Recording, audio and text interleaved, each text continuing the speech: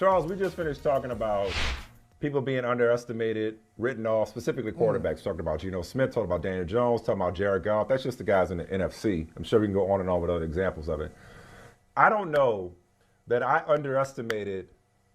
have underestimated anybody, at least as far back as I can remember, as much as I underestimated Jarrett Stidham yesterday going against the San Francisco 49ers. Like, look, I like Jarrett Stidham at Auburn. I did not think I thought it was going to be a disaster. I thought he was getting fed to the wolves. Now I'm like, Josh, what took you so long? So, again, it's only one game, but he was quite impressive against the best defense in the NFL. Have the Raiders found something? Or are they going to still go big game hunting in the offseason? No, I don't think. I think it was a nice little revelation, okay? And let's see now. There's still another week of football to be played, so that'll be interesting. But I tend to believe that, and you and I, we've all covered the league long enough that I'm sure the 49ers, had they fully prepared for Jarrett Stidham and sat there and said, okay, let's look at all the Stidham tape and let's find out where are his flaws? What does he do poorly? And remember, you don't have him featuring this roster. You don't have him with Davante Adams. You don't have him with Darren Waller, playing like Darren Waller, by the way, again. That boy look like the Mad Bomber, dog. It's hard to really prepare for him. Looking like Looks great. He looked had great. nothing to lose, that's for sure. And he did. He played. That's a good ball. Yeah. Look, that's a good ball right there. But he had a couple mistakes too. And, we all know that the test for quarterbacks is given a long enough timeline, once the league figures out what you do poorly, then you have to compensate. And I listened to you guys just talk about Jared Goff.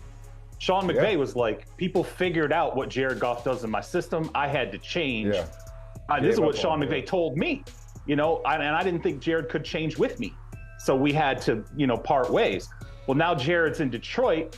And why is he having this success? Because when has Jared Goff been a successful quarterback? When he's got a running game, right? He can play action, and he's got guys then he can throw, you surrounded him with guys. And he's being protected. And he's being protected. He's got a great line. Yes. Right, he has a line with a ton of first-round picks on it. Yeah. So. And you know what, Mike? I would say Davante Adams and Mike and Charles. Davante Adams, that catch is insane, that one we just showed. Second round pick Davante Adams, you mean? I was going to say, see, you took my line. I was going to say, I'd call him the best receiver in the NFL if he had been drafted in the first round. See, man, you just messed up my whole thing. I was about to make fun of myself. You can't do it. You did it before me. All right, whatever. Okay, but Charles. Go ahead. I do have one other thought about the Raiders situation, but go ahead. Me too, because I was going to dispute a little bit this nice little revelation of Jarrett Stidham. This goes back to the Patriots, where there was a conflict between Josh McDaniels and Bill Belichick. McDaniels has been on Stidham for a long time. He was putting it out there. He had a little whisper campaign in the media here in New England. He was telling people Stidham is a first-round talent. We're comfortable with him. After Brady left, we're comfortable with him as a starting quarterback. And he was in line to be their starter. The conflict was Cam. Right? They bring in Cam. They brought in Cam. So Bill, Cam could be awful. You'd ask Bill afterward, hey, you going to make a switch at quarterback? No, Cam's a quarterback. He rode for Cam more than he rode for Brady, more than he rides for Mac Jones at times. I mean, he loved Cam. And McDaniels wanted this guy all along. Okay, but let's pull out one from the archives. Let's dust one off here, okay? And I hate to bring Kevin O'Connell into this. But when the Patriots sent Josh out and they said, hey, you know what? We're going to have you go work out this guy, Kevin O'Connell, because we want to draft another quarterback, right? Put a guy behind Tom. He goes out, checks out Kevin O'Connell, comes back. This is what I was told from inside the organization. Josh is like, this is our guy. Great play, just glowing. Stands on the table for him. Patriots draft Kevin O'Connell. I think second, third round. I think it was the second round, maybe the third round. Third round. Right. Yep. Kevin O'Connell shows up to camp, right? Like 3 days in, literally 3 days in, Bill, basically what I was told the reference was you were not allowed to go evaluate quarterbacks on your own anymore in the draft. And you know what? And they dragged. And you know what? I hate to say this because I talked to Kevin O'Connell in the preseason and everything, but from what I was told, they kept Kevin O'Connell on the roster for a year because it would be too embarrassing to cut him, and then they cut him a year later. And Josh was no longer allowed to go on his own and evaluate quarterbacks. So, hey, what did Marcellus say, Mike? Mike, when Mark said, you lost your QB privileges. Yeah, you right. You lost the privileges. So wait, you had another thought on the Raiders before we go on a connected or a related note. Go ahead.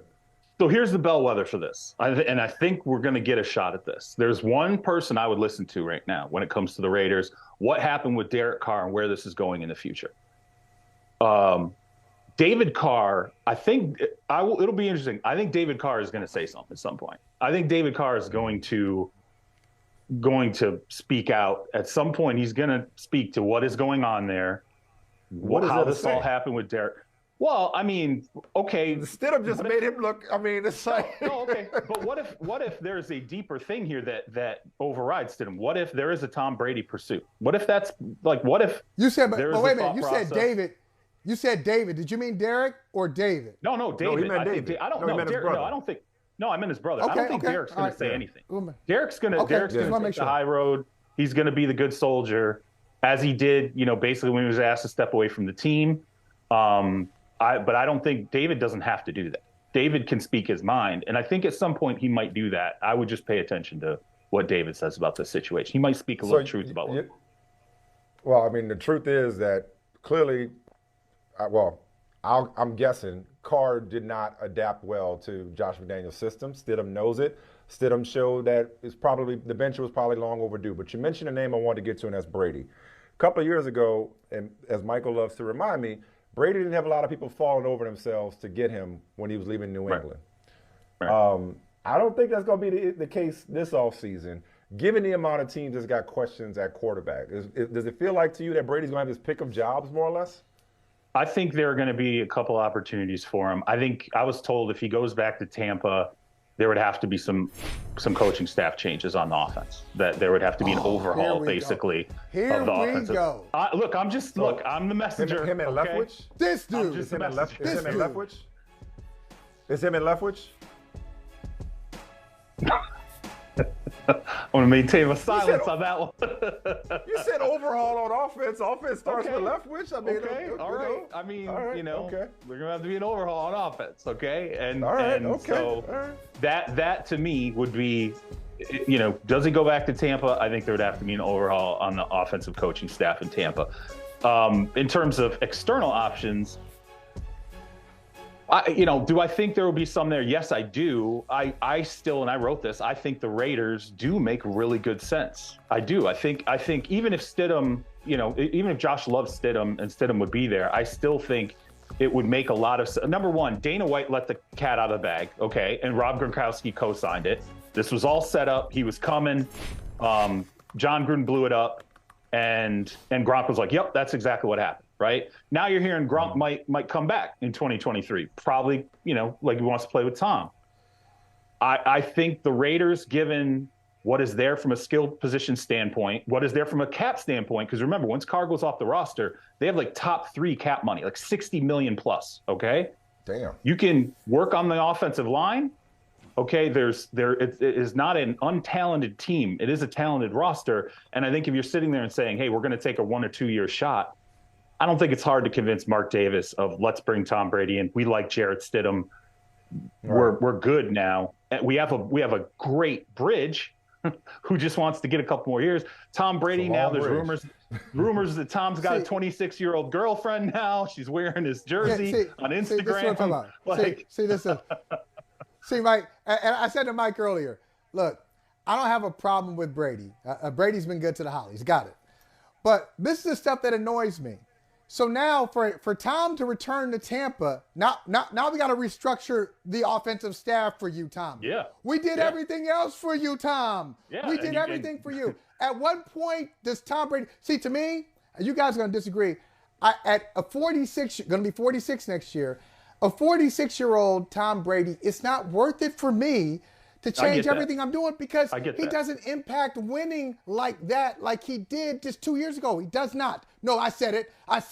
He does not. He's not going to take me from a good situation. True. Okay. And you respond to it. He doesn't impact the winning. proof is not like that. Not like that. Not like he used to.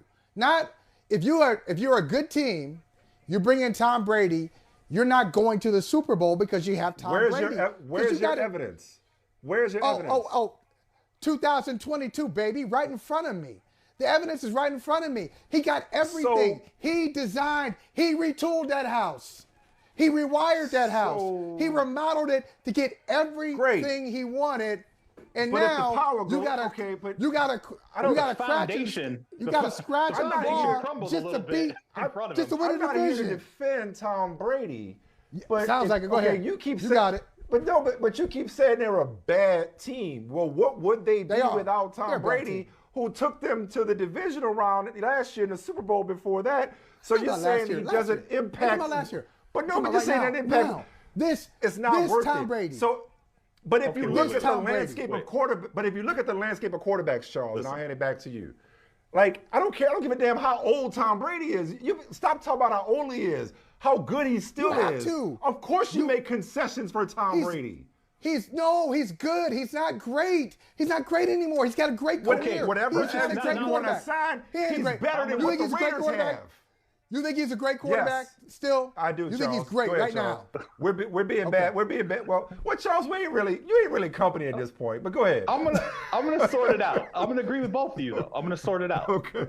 All right. Michael Smith is right. You do make concessions for Tom Brady. That was always the deal. Okay. Jason Light knew that coming in the door. Bruce Arians knew that coming in the door. Probably didn't know it was ultimately going to get him bumped out of the head coaching position, but whatever. Like, he knew that. Everybody knew that's what they signed up for. You make concessions for Tom. Those concessions, and now this is where I will agree with Michael Holley.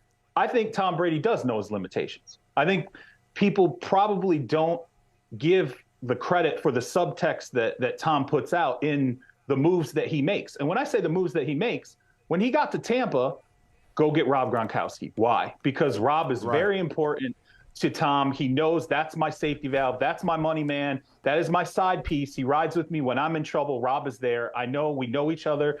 It's like Marvin Harrison and Peyton Manning when they were together. I mean, that was it. They were the duo, right? So he knew that. Right. And then he said, go get Antonio Brown. I know you said you don't want him in this locker room. Too bad. You're going to have to go back on that because I need a maniacal guy in practice, okay? I need someone who is going to come out and practice at 110% so that we can teach the rest of these guys what we have to have, what our mentality has to be in practice as dogs. And he's going to carry that out onto game day, and I will try to help manage him every other day of the week. Tom knew what he needed on top of Mike Evans, on top of Chris Godwin, on top of that great offensive line to win a Super Bowl in year one. I think people forget that. I think Tom does know his limitations. He just knows the pieces that he has to have. I think if Antonio Brown, everything hadn't happened, I think Antonio Brown, Tom would still be trying to get Antonio Brown on the roster now if everything hadn't happened. Okay? There's one more person I'll ask you about. But Mike, just so and listen, you know how y'all both know how I feel about Brock Purdy, okay? But just going down the list, okay? And tell me if any of these are wrong, Charles. You tell me, okay? And I'm just being realistic in terms of their situations. Atlanta, Carolina, New Orleans, the entire NFC South, okay? Washington, maybe not New York. Las Vegas, who we just talked about. Indianapolis, Tennessee, New York, the Jets, maybe even the Dolphins given Tua's health. Michael, I won't throw the Patriots in because I don't want your head to explode. Bottom line, all those teams would name the stadium after Tom Brady if it meant getting Tom Brady to come and stabilize their quarterback situation. I don't think so. I don't think so. Hey, look, Tom, not Tom, but goodness. I was about to call you Tom, Charles. I know everybody got it wrong in 2000, after the 2019 season. He had 3 teams in pursuit of him. Tampa was the only team willing to, guarantee the real money. I think it was Tampa. Was it the Chargers? Ironically, it was the Chargers. Yep, Chargers won it. And then it was another one. Was it Chicago? Somebody. Anyway, so it won't be 3 is too low. 12 is too high. Maybe 5. maybe 4 or 5. Mike, I don't think all those teams are going to say, yeah, bring in Tom Brady. Either for them or for him. Tom's not going anywhere. He's not going anywhere. Oh, he's going to stay in Tampa? I mean, wait a second. You kind of buried the lead there. He's staying in Tampa? No, he said he won't just go anywhere, is what you meant. Right? Anywhere. Yeah, no. I mean, Tom's not just going to sign up for any team. I mean, there could be the interest. Okay, but this is really weird. Of course. Okay, I got you. Of course. Okay. I think he would love to still end up in Miami. I don't know that that's on two fronts. Number one, Tua is there and taking a step, and if he's healthy, I think they continue to embrace him. But number two, I definitely wonder if the league, given the tampering situation, would maybe send a little backroom nudge that nope, we're not having that happen. Yeah. Hey, listen, they already paid the bill. They already paid the bill for it. You might as well go get them. Yeah, but they don't let you back in the club. They don't let you back in the club after you busted it up. Hey, the timestamp here. What's the timestamp on this David Carr tweet? TV isn't enough time to dedicate to. Derek has moved on, but I may have a few things left to get on my chest. I think that's just a few minutes ago, Charles. At 2:18. Okay, 2:18. All right. So there you go. We'll look out for what Derek Carr has to say about his brother, who is a favorite of brother from another. But we both know an upgrade when we see one. And that upgrade's name is Jarrett Stidham. Yeah. Hey, thanks for watching Brother from Another on YouTube. Make sure you hit subscribe before you leave, and be sure to watch us 3 to 5 p.m. Eastern Time on Peacock. Appreciate you.